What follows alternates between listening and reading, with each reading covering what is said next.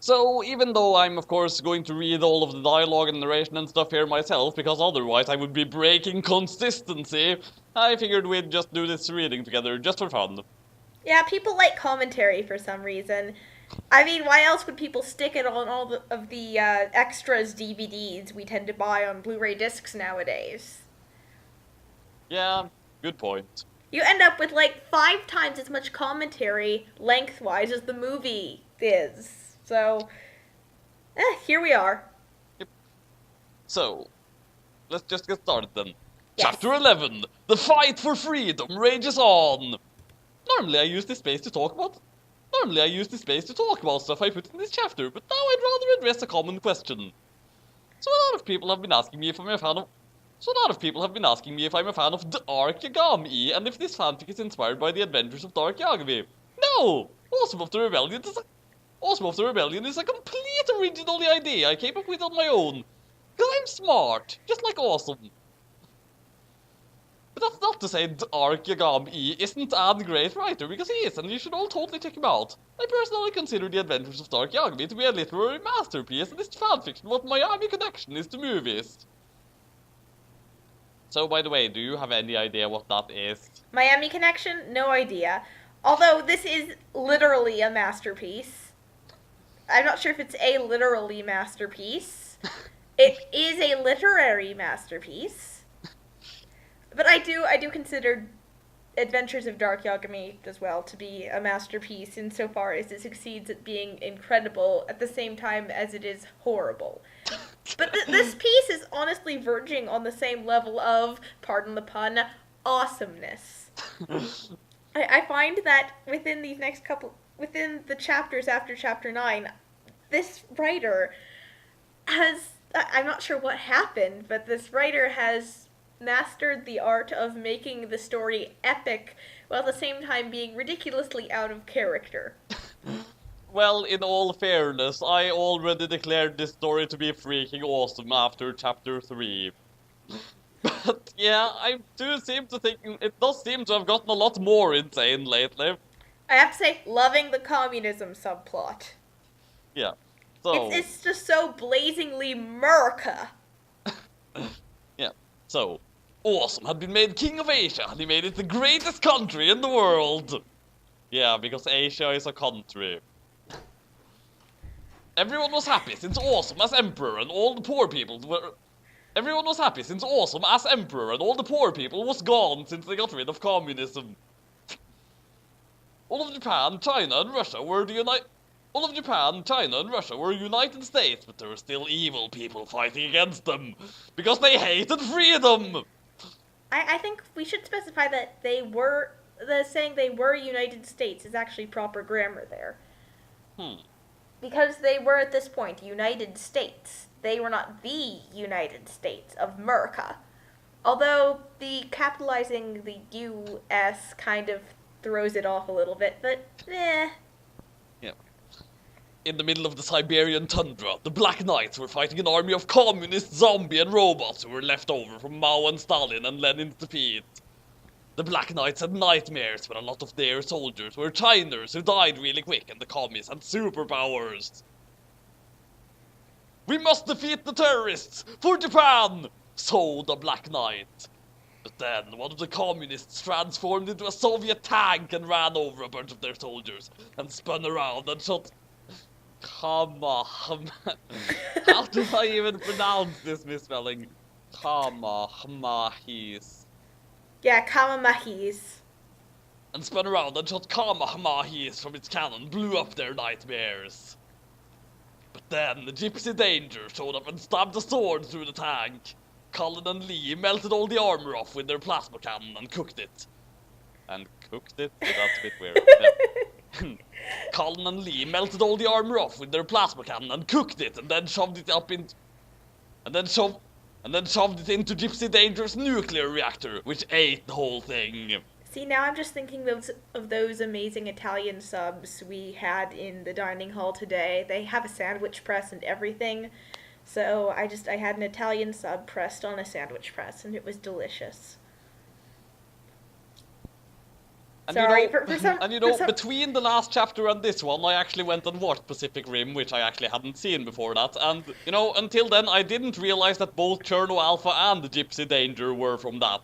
I mean, he pointed I out figured Cherno that. Alpha being, but I yeah, figured that it was. Point being, I don't know how cooking a tank with a plasma rifle equates to an Italian sub on a sandwich press, but I guess if I were a robot, I would consider tanks cooked with a plasma rifle to taste like Italian subs on a sandwich press. So yeah, makes perfect sense.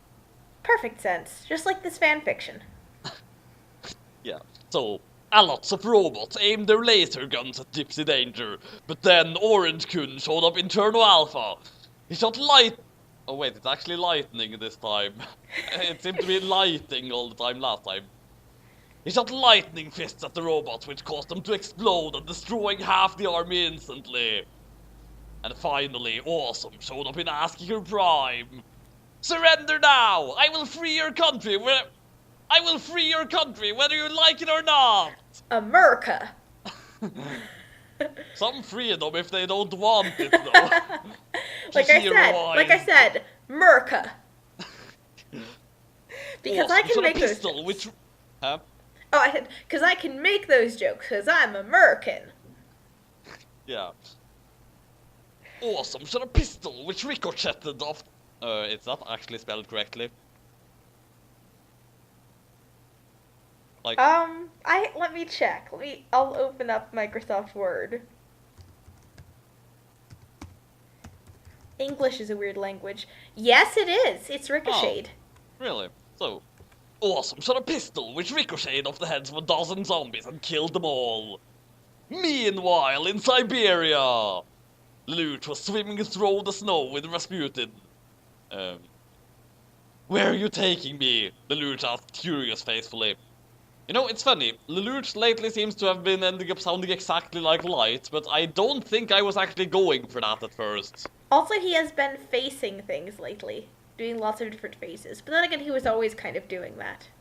Yeah. So, I am taking you to the darkest corner of Russia, so I can teach you how to become a communist, Rasputin said evilly. I am the original creator of the communist Geass, which I invented as my final revenge when I was drowned in the icy waters of the motherland. I passed it along to Lenin, and Dan Mao, and Dan Stalin. And Dan, you shall have the communist Geass like they did and continue the legacy. Actually, kind of legit villain.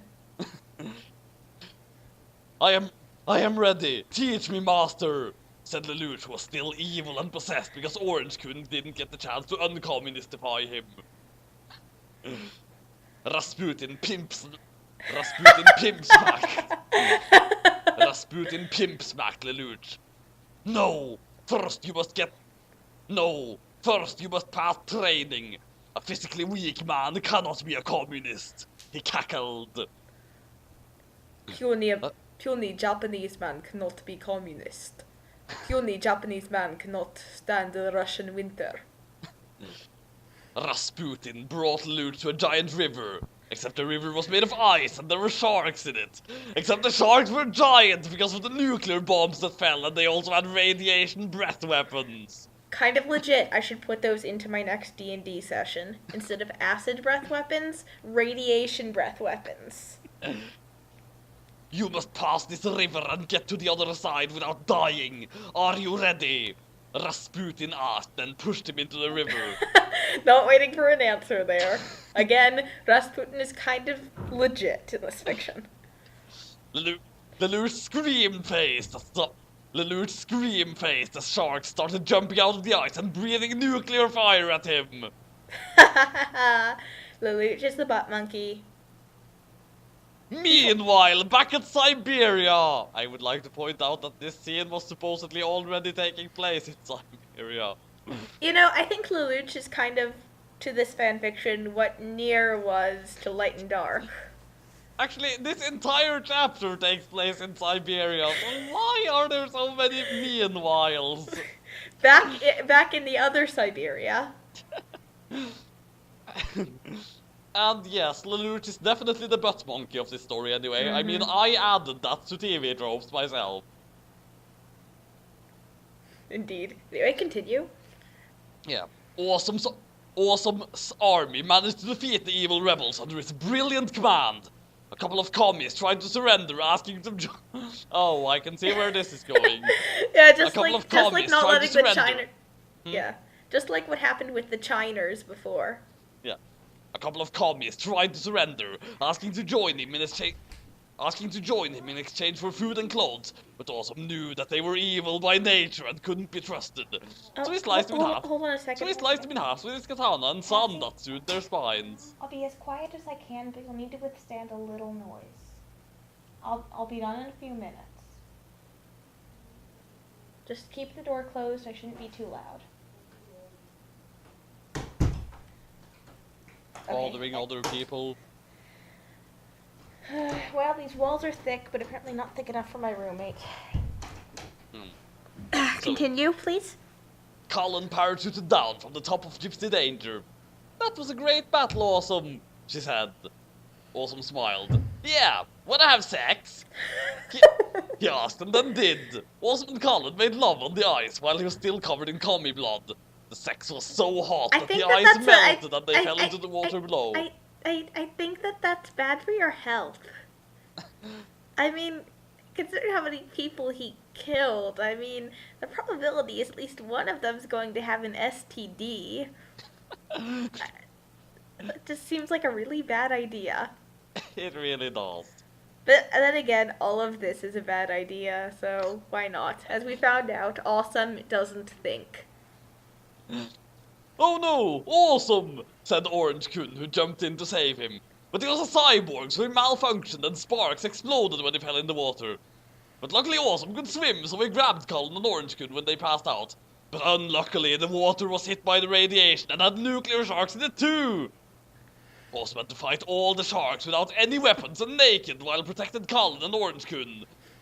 And yeah, they definitely say while protected, not while he protected, just while. Yeah. Actually, this reminds me of a funny story where Marcus Redmaster, the greatest swordsman in all the world, who was a character in one of my D&D sessions, woke up in the middle of the night to find the party was being attacked by fire elemental assassins. By the way, he slept naked. So, without grabbing his weapons, he wakes up and fist fights giant fire elementals to death without taking any damage. Badass. Yeah, no, kind of. Marcus Redmaster's kind of a legend. So, he grabbed both of them tight and swung them like clubs when a shark came by, knocking all its teeth out. Lelouch swam over and grabbed the teeth, using them like daggers to stab the shark to death. Wait, hold on. Lelouch did? Yeah, apparently Lelouch is here. Apparently they are at the same river. So does that mean that Rasputin is standing right next to them? And that of course makes all the meanwhiles even more pointless. I think it's supposed to be awesome. Because Lelouch wouldn't do something that awesome. Indeed.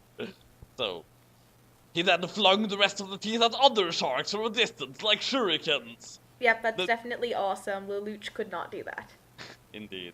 The nuclear sharks breathed radiation waves that Awesome countered by using his pirate Geass to summon lots of rum, since drinking alcohol protects you against radiation. No, I'm not lying, this is real, look it up.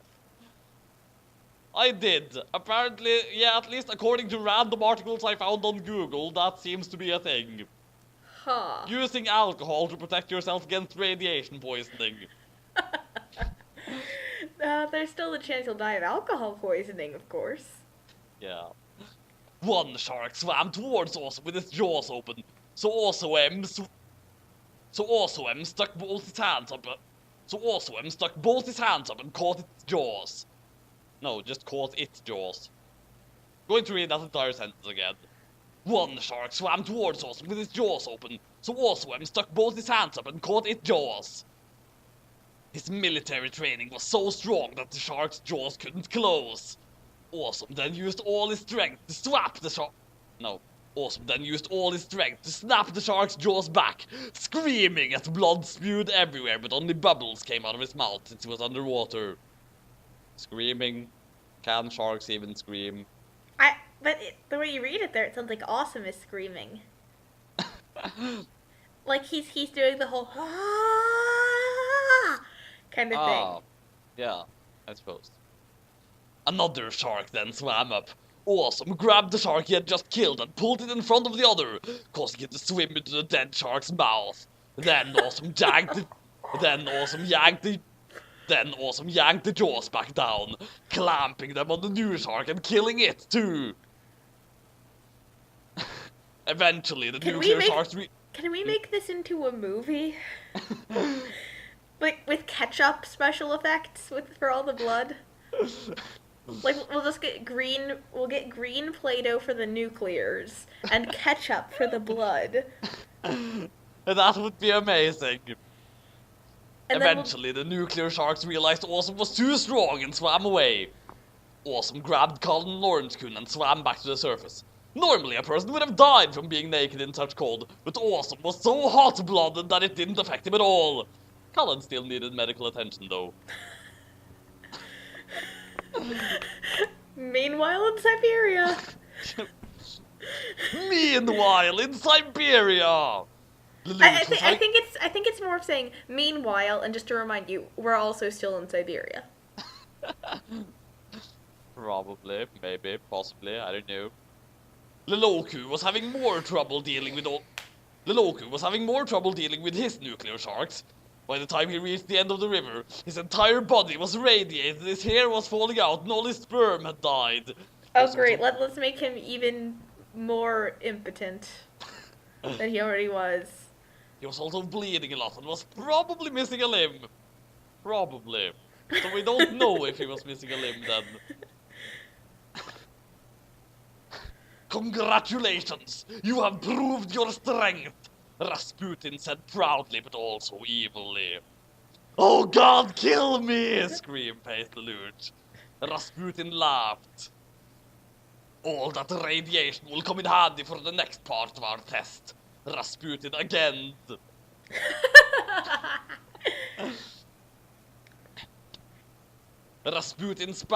Rasputin swam through more snow with Lelouch. Why is snow capitalized? I don't know. Who had to swim fast since all his blood loss was attracting more sharks. Maybe Snow is a town. I mean, they are in Russia. Yeah. I mean, people name... Who had to swim fast since all his blood loss was attracting more sharks. But they're in the snow now. Are there sharks in the snow? Well, the snow in Russia is so thick that you have to swim in it. Didn't he say that last chapter? Well, yes, but... I mean, I guess they were saying that the river was made of ice, not water, so the sharks have to swim through solid ice, so I guess snow would be no problem. Yeah, I suppose.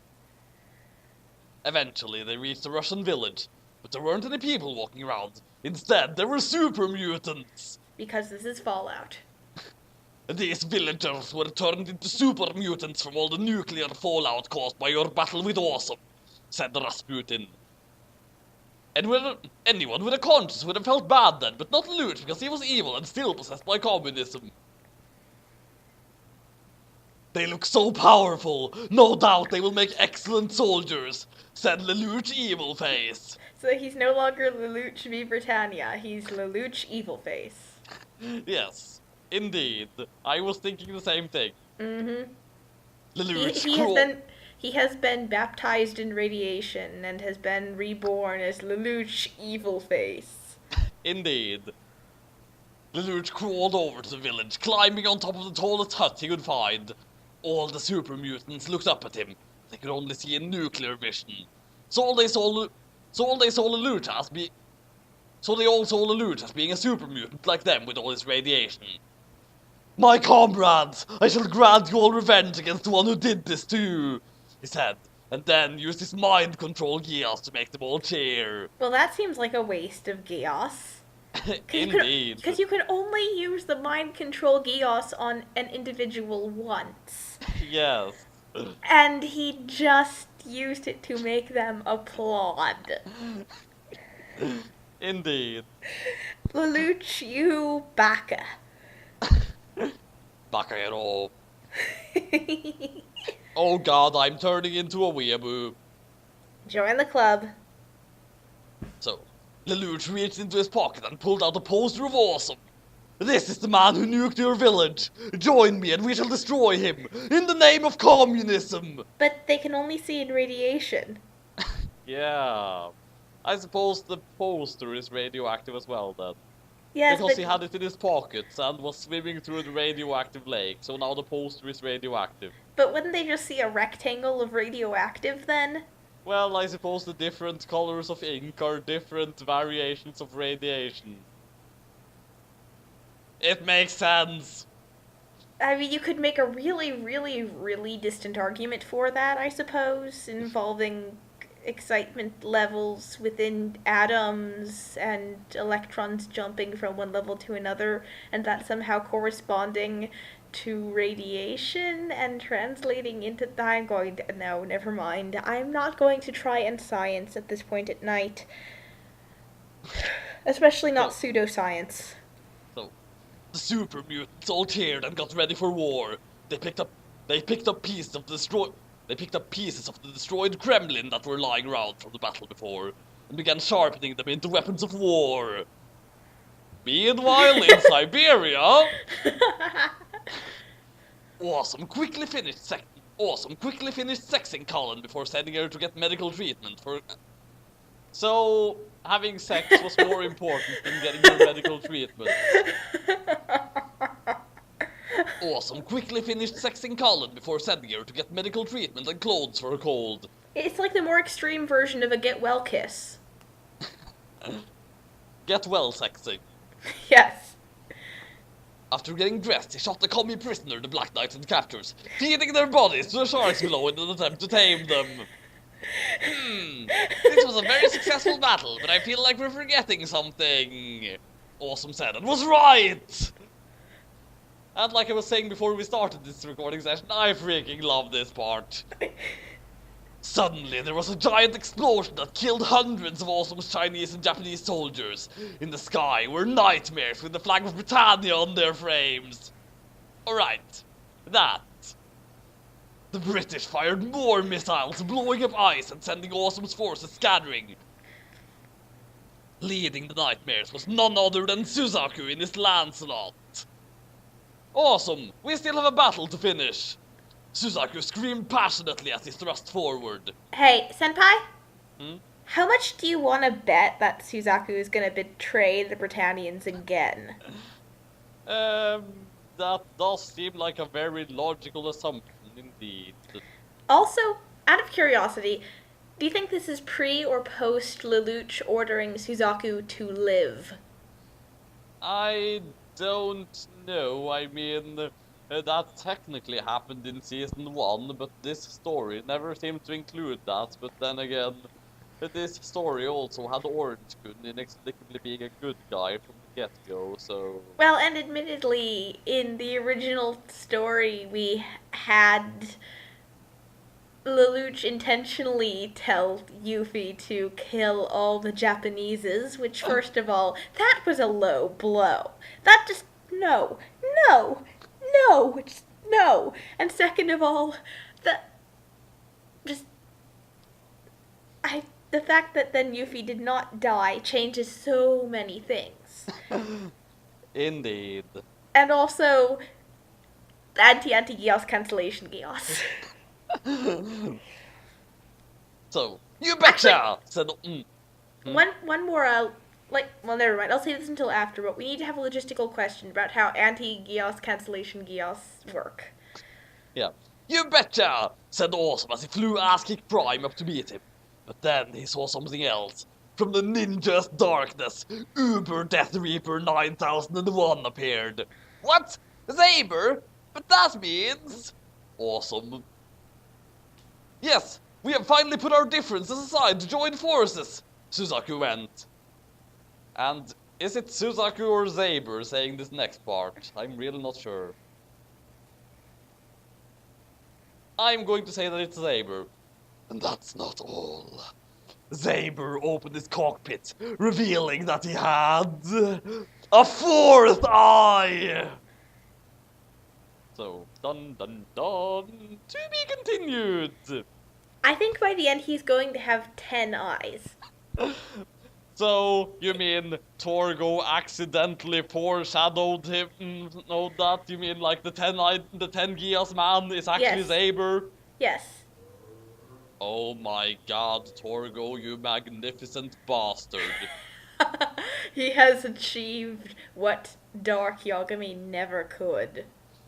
You know, now I really wish that we could have had him here, but sadly he didn't have time to join this session.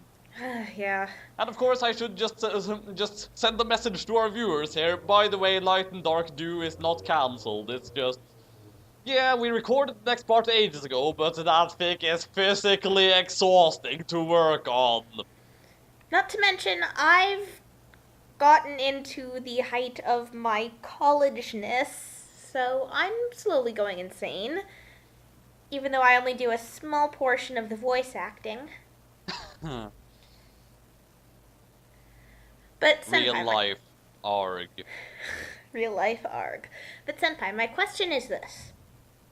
So if a Geass cancellation Geass fully reverses the effects of a Geass, does that mean it reverses the triggers set off in the brain by the mind control Geass, and thus allows that person to be mind controlled again? Maybe, I don't know, I mean...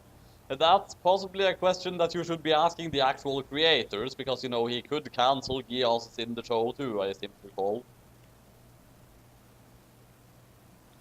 I'm just... because I feel like that should be a thing.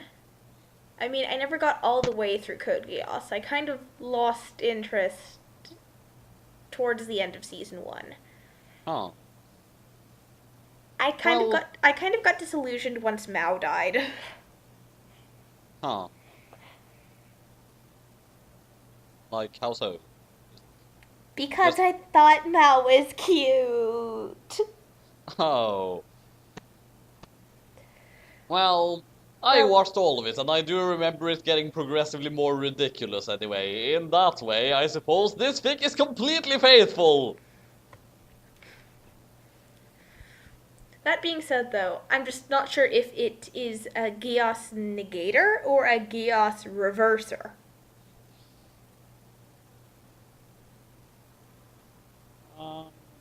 And that seems really, really, really important to me for some reason. Aww. And then, depending on that, that would determine how an anti-Geass cancellation Geass worked, and then would therefore determine how an anti-Geass cancellation Geass worked. You know, why does he even need an anti-Geass cancellation Geass? I mean, can't he just use his Geass cancellation Geass again? No, because the anti-Geass cancellation Geass specifically negates the effects of a Geass cancellation Geass, as if projecting a field to prevent the Geass cancellation Geass from working at all. Then the anti-Geass cancellation Geass spreads out a field that negates the anti-Geass cancellation Geass, thus allowing the basic Geass cancellation Geass from the beginning to work. Still completely absurd and awesome and hilarious. And that much I have figured out. But yes, if anyone could give us an answer of how the Geass cancellation Geass works, that would be nice, because inquiring minds want to know. Not inquiring mimes, though. Mimes don't tend to inquire. They're mute.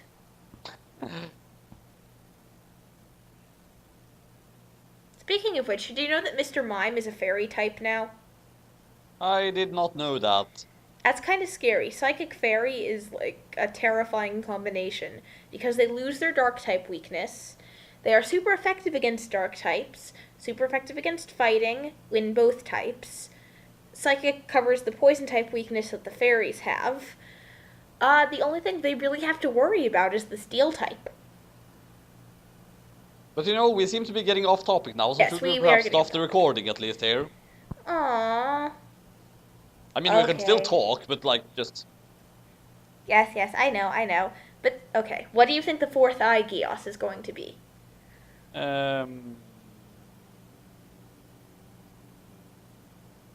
Also, I don't understand at the end. The British are firing missiles on Awesome's forces.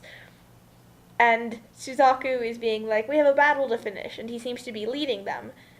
But by the end, someone is saying that we have put our differences aside to join forces, and that seems to be Suzaku. Which would mean that at the very end of the chapter, he has already betrayed the Britannians yet again. No, he has put aside his differences with the Zaber, I suppose, is the idea. Yeah, but it says, yes, we have finally put our differences aside to join forces, Suzaku went. Well, I suppose... Was he even on the Britannian side the last time we saw him? I forgot. Well, he was leading the Britannians just now. It says, leading the nightmares... Okay, the British fired more missiles, blowing up ice and sending Awesome's forces scattering. Leading the nightmares was none other than Suzaku and his Lancelot. So, I suppose then we just have to well, I'm just wondering then, were Suzaku and Zaber on opposite sides the last time we saw them? I don't think they were. I don't know.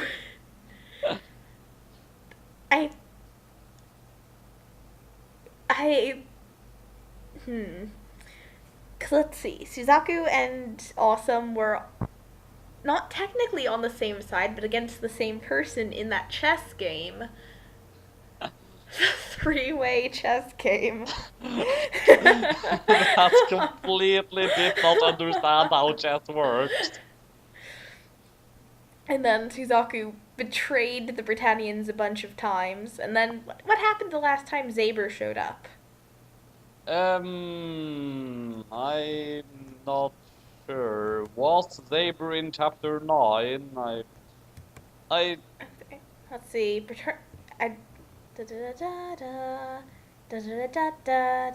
Well, word searching the name Zaber doesn't seem to appear in chapter 9, but he's not in chapter... I don't believe he's in chapter 8 or 9. He is in chapter 8. It seems like the last thing we saw of Zaber was Lee attacking him, but he blocked the ninja moves because Zaber also had ninja powers because of his ninja Geass. And then while Zaber and Lee fought, Awesome grabbed Tianti and him and his friends ran out of the room. Then they met Mao, who betrayed them. Okay, but now that Mao has been... But Zaber wasn't working for Mao, he was working for the Britannians. Yes. Except Mao was working against the Britannians, and Awesome killed Mao. So that means that that enemy of my enemy is my friend. So Zaber is now working with Awesome? Maybe? That's how it's working? My brain hurts. I mean, that's all strange logic, but it could work. Maybe. What will the fourth eye, Geass, be? Well, Awesome has a life Geass. Maybe Zaber has a death Geass. It's just like an Avada Kedavra Geass. Well, previously they seem to have sort of forgotten about the life Geass because they still just keep threatening to kill him and talking like it's a suspenseful twist. Well, it's not like it's not like Awesome hasn't died once or twice. He died in the first freaking chapter. And then came back to life. Yeah. I think it's just sort of threatening to kill someone in this fiction is just sort of a thing you do. It doesn't matter whether it actually has any lasting effects or not. The point being, I don't know. If we're going to have Zaber be the opposite, he's totally going to have a death Geass. Anti-life Geass! Anti-life Geass. But then, I don't know, then Orange Coon will show up and he'll have a third eye and it's a robot eye and it has an anti-life Geass. Or I guess he could just use a Geass cancellation Geass, at which point Zaber would just use an anti-Geass cancellation Geass, at which point Orange Coon would just use an anti-Geass cancellation Geass, at which point Zaber would just come over to Orange Coon and punch him in the face. Oh no, I suppose his next Geass is probably an anti-Geass cancellation Geass. Did I even get the right number of antis there? I don't even know. Yes, an anti-Geass cancellation Geass.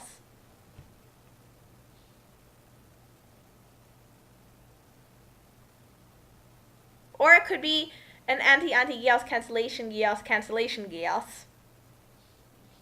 Which is a Geass that cancels anti-Geass cancellation Geasses. Or maybe as opposed to an anti-Geass cancellation Geass, which is a Geass that is anti-Geass cancellation Geass. Or maybe it's a ninjate Geass. A ninjate Geass? Yeah. Pirate ninja. Yes, I recall that from Light and Dark Dew. Or it could be an Eldritch Geass. Or an Eldritch Geass. Or let's see, what other Geass did the 10 Geass man have? Babelfish Geass, I think. Right.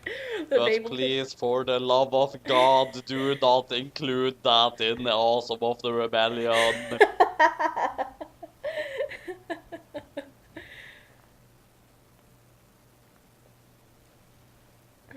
Or he could turn out to have a capitalism Geass.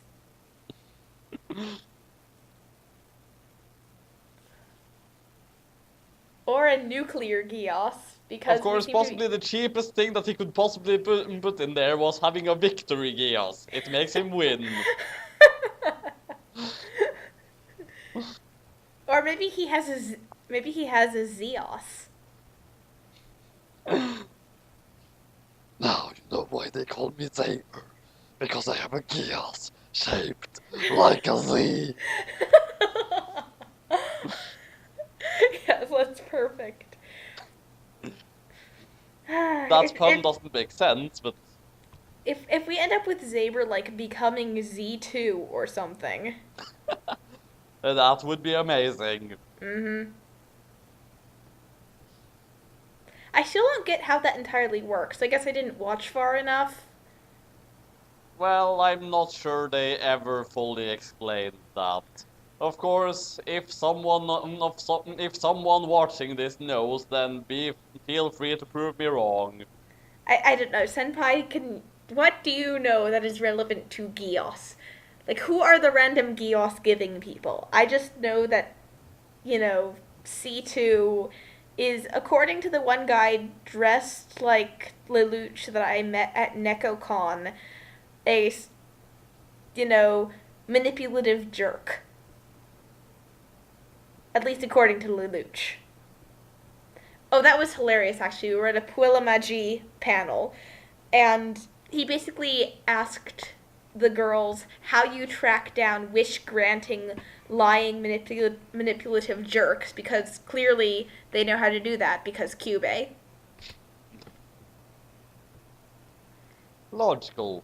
And of course, I just went over and asked him if he maybe could ask Cube for a wish and wish to know the location of C2.